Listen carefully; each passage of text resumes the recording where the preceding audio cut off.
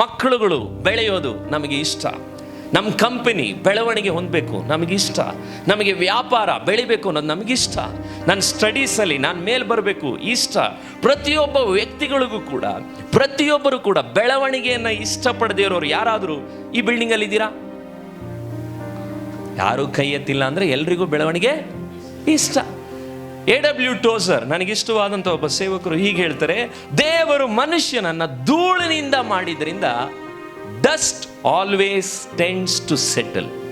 ಧೂಳು ಅದು ಎಲ್ಲಿ ಬಿದ್ದಿರುತ್ತೋ ಅದು ಅಲ್ಲೇ ಸೆಟ್ಲ್ ಆಗಬೇಕು ಅನ್ನೋದು ಅದರ ಬುದ್ಧಿ.